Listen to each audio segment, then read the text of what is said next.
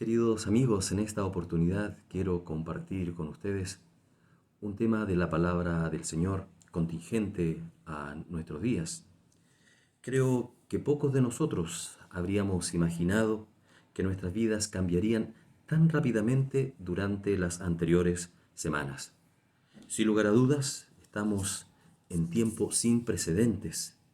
Nunca podríamos haber imaginado que tendríamos cultos en líneas, que nuestras iglesias más temprano de lo que esperábamos estarían vacías y que podríamos compartir con ustedes el mensaje de la palabra de Dios como lo hacemos en este momento. Esta crisis a todo nos ha tomado por sorpresa, pero tenemos que estar seguros de que a nuestro Dios soberano esto no ha sido una sorpresa para Él. Dentro del plan que Dios tiene para este mundo, dentro del plan que Dios tiene para ti y para mí, está incluido esta crisis por la cual nosotros estamos viviendo. Entonces, ante esto, la pregunta sería, ¿cómo debe comportarse un cristiano? Ante la crisis, ¿cuál debe ser la manera de pensar, de actuar de un hijo de Dios? La Biblia, la palabra de Dios, nos da muchas respuestas a esta pregunta, que es la que queremos preguntar. ¿Cómo un cristiano debe responder ante una crisis en sus vidas? ¿Cómo lo enfrenta? Para bendición de él y para bendición de las personas que le rodean. Y en primer lugar debemos decir que un cristiano ante la crisis no la toma como inesperado en su vida. La crisis no es algo que llegue por sorpresa a sus existencias. El apóstol Pedro ya escribió en el libro sagrado el capítulo 2, el versículo 12, donde dice: Amados, no os sorprendáis del fuego de prueba que os ha sobrevenido, como si cosa extraña os aconteciese. Tenemos muchos ejemplos en la vida de grandes cristianos que han tenido que enfrentar también grandes crisis. Y también tenemos muchos ejemplos en la Biblia de grandes problemas, grandes miedos que enfrentaron el pueblo de Dios, sus hijos y sus hijas. Veremos uno en esta oportunidad. Quiero invitarles al segundo libro de Reyes, el capítulo 6, donde el Señor nos va a mostrar en estos capítulos cómo un cristiano también podemos enfrentar días tan difíciles como los que vivió el pueblo de Dios en aquellos tiempos. El capítulo 6, el versículo 24, dice así: Algún día después, Ben-Hadad, rey de Siria, movilizó todo su ejército para ir a Samaria y sitiarla. El sitio duró tanto tiempo que provocó un hambre terrible en la ciudad, a tal grado que una cabeza de asno llegó a costar 80 monedas de plata y un poco de algarroba 5.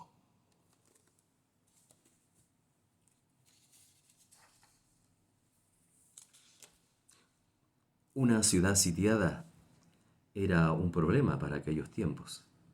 Los ejércitos enemigos, para no enfrentar directamente a aquella ciudad que querían dominar, rodeaban la ciudad y no permitían que ninguna persona pudiera entrar o salir. Las murallas cerraban sus puertas durante días, semanas, años, y durante ese tiempo las provisiones, la comida y el agua escaseaban, a tal punto que la rendición ya era el único paso que eso podían dar. El sitio de una ciudad prevenía que el ejército que quería ser dominante de aquel pueblo perdiera bajas en su ejército. Era una gran manera también de poder ganar una batalla con seguridad. Rodear la ciudad, sitiarla para que nadie pudiera salir.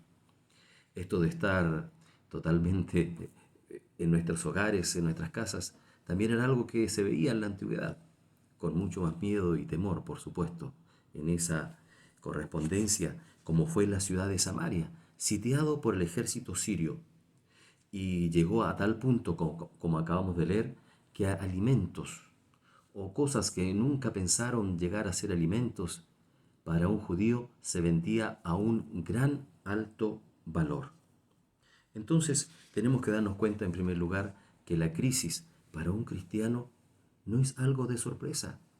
El Señor nos ha dicho que en nuestras vidas vamos a caminar en valles de sombras de muerte, pero ahí no temeremos mal alguno, porque Él estará con nosotros. Dios no nos ha dicho que nuestro camino va a ser un camino fácil, un camino estrecho, un camino complicado, pero sí ha prometido siempre estar a nuestro lado para ayudarnos. En segundo lugar, el cristiano no se desespera ante la crisis. Vamos a leer el libro de Santiago, el capítulo 1. Este primer capítulo del libro de Santiago es un capítulo también que les invito a leer completamente en estos tiempos complicados. Vamos a leer algunos versículos, Santiago capítulo 1, versículos 2 al versículo 4, que dicen así: Hermanos míos, considérense muy dichosos cuando tengan que enfrentarse con diversas pruebas, pues ya saben que la prueba de su fe produce constancia, y la constancia debe llevar a feliz término la obra, para que sean perfectos e íntegros sin que les falte nada. El apóstol escribía que para un cristiano la prueba debe traer un resultado, y ese resultado es considerarse muy dichoso. El cristiano no se desespera ante la crisis, porque hay un feliz término, hay un propósito fecundo en cada uno de nuestros sufrimientos. Dios no solamente ha prometido estar a nuestro lado en los días difíciles, sino también ha prometido bendición que podemos encontrar en estos sufrimientos.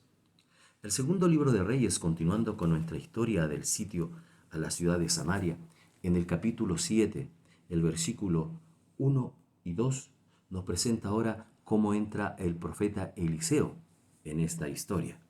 Y dice así: Eliseo contestó: Oigan la palabra de Jehová que dice así: Mañana, a estas horas, a la entrada de Samaria, podrá comprarse una medida de flor de harina con una sola moneda de plata, y hasta una doble medida de cebada por el mismo precio. El ayudante del personal del rey replicó: No me digas, aun si Jehová abriera las ventanas del cielo, no podría suceder tal cosa.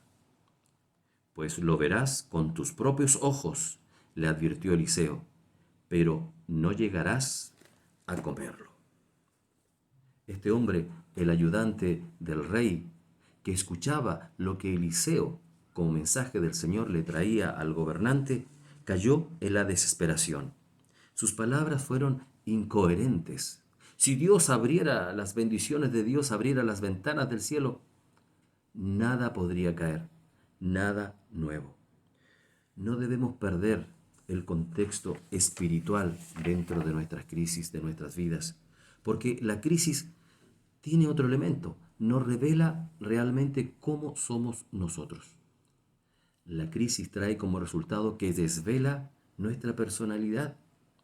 Había un concurso antiguo en un programa de televisión, que quizás usted lo recuerde, en el cual se llamaba o se decía esa sección del programa: ¿Quién dice la verdad? Y en ese programa habían tres panelistas que ante los concursantes tomaban un artículo cualquiera, y lo presentaban diciendo cuál era su uso, cuál era su utilidad, incluso cuál era su nombre. Y así uno decía: este es algo que se usa en la cocina para preparar alimentos, y lo pasaba al segundo. Y el segundo decía: no le crean a él, porque esto es un artículo de escritorio que se usa para poner sobre los papeles. Y después el tercero, con una manera también muy elocuente, trataba de defender cuál era su verdad, diciendo que simplemente era un juguete para los niños. Los concursantes debían adivinar cuál de ellos decía la verdad. Llegaba el momento de la decisión y a veces era realmente difícil de adivinar, porque la persona que se desenmascaraba como el que estaba diciendo la verdad, como el que era realmente verdadero, era totalmente diferente a los otros. Ante la crisis se desvela cuál es nuestra personalidad cristiana. La crisis es una buena forma de medir también cómo está nuestra relación con el Señor. Ante una crisis se revela realmente quiénes son los que tienen confianza en un Dios todopoderoso que está caminando a su lado. Es el momento de la verdad. Estar ante la crisis entonces no nos hace a un cristiano perder la esperanza, como este siervo la hizo. Eliseo traía esa esperanza. Va a llegar el momento en que ahora el alimento va a estar tan barato, la oferta de la ley y la demanda, que él va a ver tanta oferta que los precios van a bajar. Y él no creyó, porque a veces los problemas, los sufrimientos, nos nublan nuestros ojos y nos hacen ver, no nos hacen ver, nos hacen olvidar las promesas de Dios en nuestras vidas. En tercer lugar, queremos decir que un cristiano ante la crisis se motiva a la acción y al movimiento. Segundo de Reyes, capítulo 7, el versículo 4, dice de la siguiente manera. Vamos a leer desde el versículo 3. Segundo de Reyes 7:3 dice de la siguiente manera. Ese día, 4 hombres que padecían de lepra se hallaban a la entrada de la ciudad. ¿Qué ganamos con quedarnos aquí, sentados, esperando la muerte? Se dijeron unos a otros. No ganamos nada con entrar a la ciudad. Allí nos moriremos de hambre con todos los demás. Pero si nos quedamos aquí, nos sucederá lo mismo. Vayamos pues al campamento de los sirios para rendirnos. Si nos perdonan la vida, viviremos. Y si nos matan, de todos modos, moriremos. Ante la crisis, nos motivamos, si confiamos en el Señor, a la acción. Aquí vemos a leprosos, 4 leprosos, esta enfermedad muy contagiosa en el tiempo bíblico y también al día de hoy. Esta enfermedad la causa una bacteria que vuela a través del aire y se transfiere, según un precepto médico, por las vías aéreas al respirar o hablar con alguien infectado. El contagio de la lepra se realiza mediante gotas de saliva que se extienden al hablar, toser y estornudar. Una información que parece muy actual. Bueno, en aquel tiempo esta enfermedad era terrible porque por supuesto no había ningún antibiótico, ni siquiera una esperanza de alguna vacuna en algunos meses después. El Señor, por misericordia y por amor a su pueblo, sabiendo esto, también había determinado una cuarentena para aquel que era considerado un leproso. Debía salir de la ciudad y vivir lejos de su familia, con un único fin, también como muestra de amor, de no contagiarlos. Y ellos vivían en las ciudades, y ustedes saben, fuera de la ciudad y fuera de la ciudad, cuando alguien se acercaba, tenían la obligación de decir inmundo, inmundo, y no tener ningún contacto social. No era un par de metros, ellos tenían que vivir lejos de sus familias, a quienes nunca más, con seguridad, la mayoría de las veces, volvían a ver. Era una enfermedad complicada, era una gran crisis para quienes la sufrían. Y ahí habían 4 leprosos. Estaban ante la ciudad sitiada, habían pasado los días, las semanas, y ya estaban muriendo de hambre. No había diferencia entre los que estaban dentro con los que estaban afuera. Así que el leproso pensó, se motivó a la acción. ¿Por qué estamos aquí sentados esperando la muerte? ¿Por qué la crisis a veces nos lleva a simplemente esperar que pase? Y pensó, él tomó esa decisión de cambiar y de adaptarse. Porque ante una crisis tenemos que adaptarlos. Quizás ellos vivían fuera de la ciudad donde en momentos normales pasaba la gente de camino hacia sus hogares o saliendo de ellas y les dejaba alimentos en el camino. Pedían limosnas de los cuales ellos vivían, pero ahora había que cambiar. Había que ver de qué manera enfrentar los nuevos tiempos, esa nueva normalidad a la cual se enfrentaba. Los leprosos estaban conscientes del contexto en el cual se vivía y sabían que algo tenían que hacer. Y aquí está este, que es un buen ejemplo para nosotros hoy. Se levanta y dice, hagamos algo. Miren, vamos donde el ejército enemigo. Si ellos nos matan, no va a cambiar mucho el futuro que nos depara. Pero si nos perdonan la vida y nos dan alimento, viviremos. Vamos a la acción, hagamos algo. y el Señor tenía una bendición para ellos. El Señor ha prometido bendición, ha prometido hacer su parte milagrosa cuando tú y yo hacemos de nuestra parte humana. Si hacemos nuestra parte, Dios inevitablemente va a hacer la suya. Hicieron lo que ellos podían hacer y sus ojos vieron lo que Dios hizo por ellos. Leamos 2 de Reyes capítulo 7, versículos 5 y 7.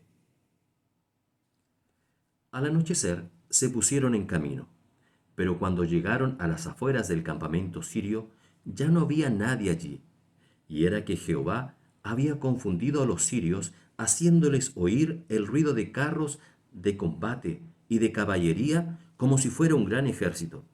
Entonces se dijeron unos a otros: seguro que el rey de Israel ha contratado a los reyes hititas y egipcios para atacarnos. Por lo tanto, emprendieron la fuga al anochecer, abandonando tiendas de campaña, caballos y asnos, dejando el campamento tal como estaban para escapar y salvarse. Paso a paso los leprosos decidieron entrar a la acción.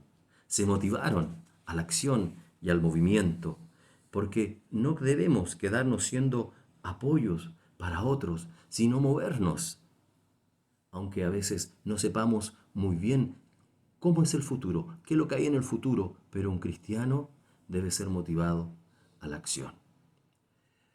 Cuando uno arma un rompecabezas de 1000 piezas, lo primero que ve al desparramar las partes dentro de la mesa es la figura, es la imagen de la caja que nos dice cuál es el resultado. Y ahí comenzamos a armar. Miramos una y miramos cuál es el resultado y así pasamos el tiempo, como quizás lo hemos hecho en nuestras casas, armando un hermoso rompecabezas. Los movimientos son los que forman la imagen.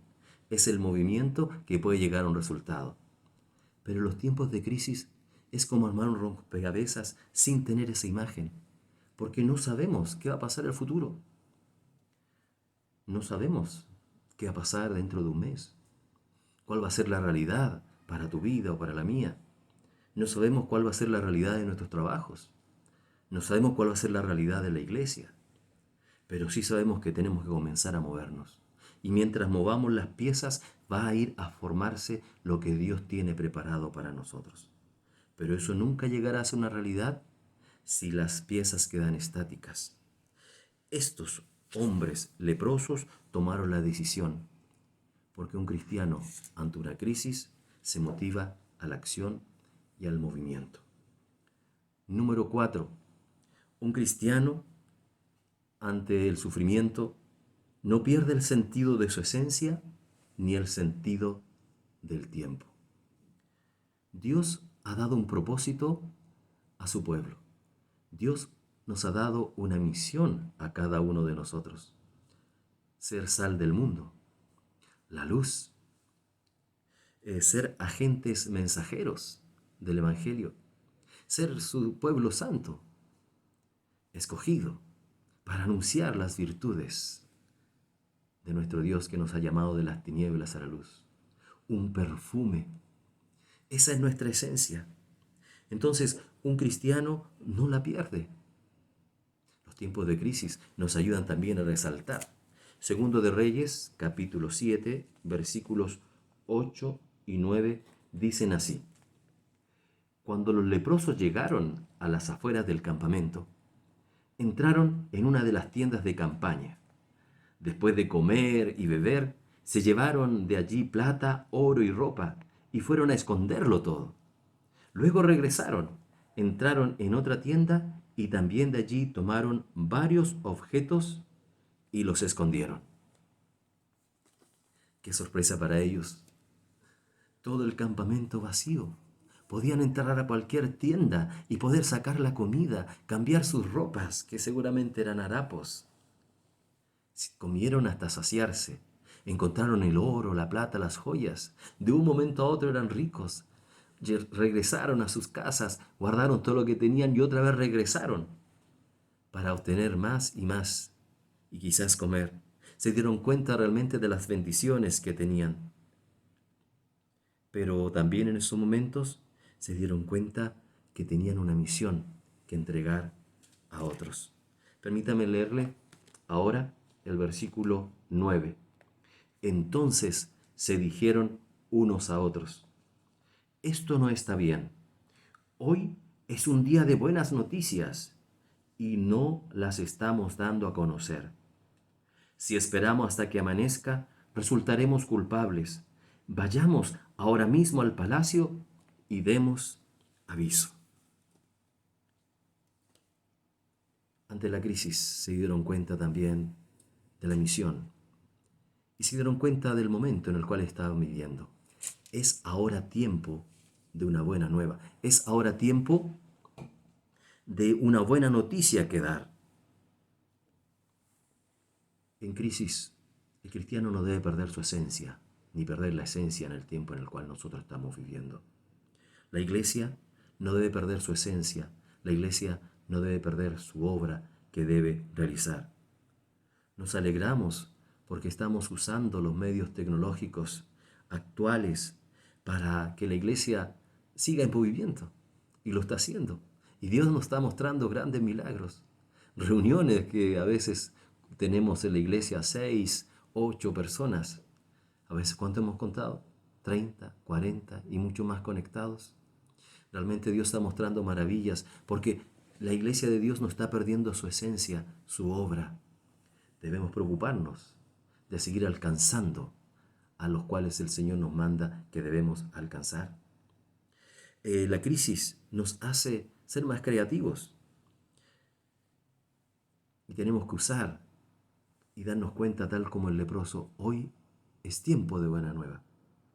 La gente se está ahogando en sus propios miedos, el temor.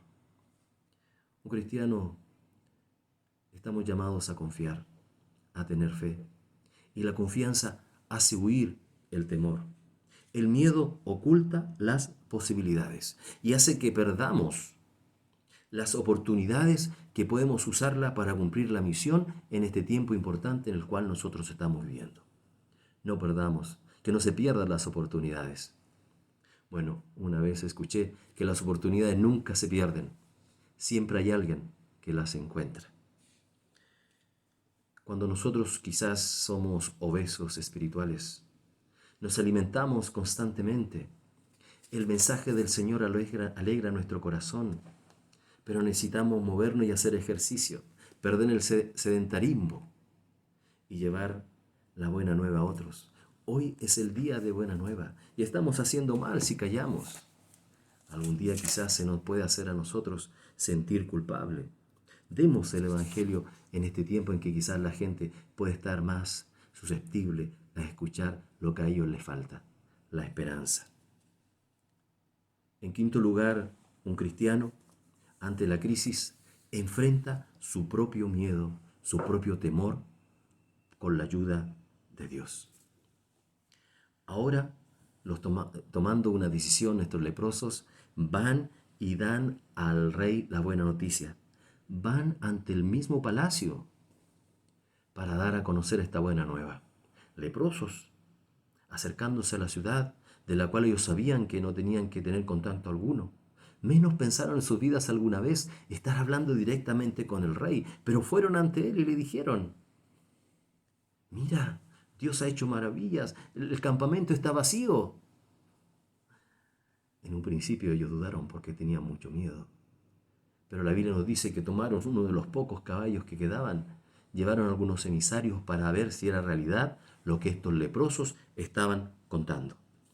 Leamos 2 de Reyes capítulo 7, versículos 13 y 14. Uno de los ministros propuso: que salgan algunos hombres con 5 de los caballos que aún quedan aquí. Si mueren, no les irá peor que a la multitud de israelitas que está por perecer. Enviémoslo a ver qué pasa. De inmediato, los hombres tomaron 2 carros con caballos y el rey los mandó al campamento del ejército sirio con instrucciones de que investigaran. Llegaron hasta el río Jordán y se dieron cuenta de que los leprosos, lo que habían dicho, era una gran realidad. Había temor, sí, y en estos momentos, en nuestra crisis también hay una gran cantidad de temor, miedo al futuro, temor por nuestra salud, temor por nuestra situación de trabajo. Pero el miedo hace que nuestra confianza en Dios sea más grande. El cristiano enfrenta temores y miedos no en sus propias fuerzas, sino que confía en la ayuda de Dios. Tenemos que concentrarnos que Dios está con nosotros y Dios con nosotros. No hay crisis que nos pueda enfrentar. Tenemos que preocuparnos de que Dios esté en nuestra conciencia. Cada día tener presente qué tenemos que cultivar, cuáles son los valores que tenemos que desarrollar para que nos muevan a la acción, para que pueda, con la ayuda de Dios, superar el temor que quizás te aflija. Con la ayuda de Dios, disipar quizás el temor.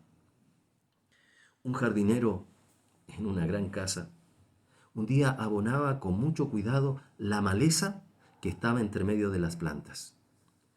El señor de aquella hacienda le dijo: ¿qué estás haciendo? Bueno, es que quiero abonar también las malezas para que crezcan grandes en el jardín. Por supuesto, el señor le mandó inmediatamente que dejara de hacer eso, porque un jardinero que abone y cuide las malezas, estas van a crecer y no van a hacer que las plantas verdaderas puedan ser hermosas y uno pueda disfrutar ese jardín. ¿Qué estamos abonando en nuestras vidas? ¿Es nuestro miedo? ¿Es nuestra preocupación? ¿Son los pensamientos negativos que cada día cultivamos y regamos? No se sorprenda que si lo hace así, ellos van a crecer abundantemente y van a llenar el jardín de nuestras mentes. Pongamos entonces nosotros a cultivar y cada día y cuidar la fe, la confianza, el amor. Y con toda seguridad Dios va a mostrar maravillas ante la crisis como lo hicieron con aquellos hombres en la antigüedad. Por último, un cristiano ante la crisis agradece y confía en Dios por los resultados que ésta va a traer. El libro de Santiago, el capítulo 1 que estamos invitando a leer, nos dice en el versículo 6: pero que pida con fe, sin dudar, porque quien duda es como las olas del mar agitadas y llevadas de un lado a otro por el viento. Quien es así no piense que va a recibir cosa alguna de Dios. Es indeciso y es constante en todo lo que pide.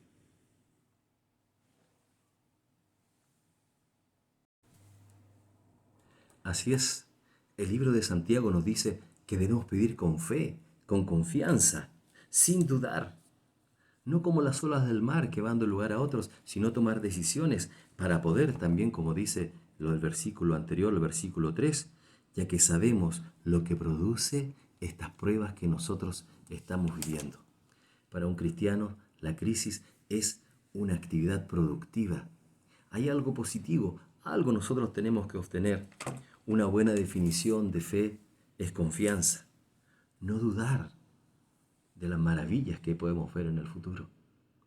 Con toda seguridad los leprosos no tenían idea lo que Dios estaba preparando para ellos ni la salvación que había para todo el pueblo. Pero confiaron en el Señor, tuvieron esa fe, mantenernos calmos en morir.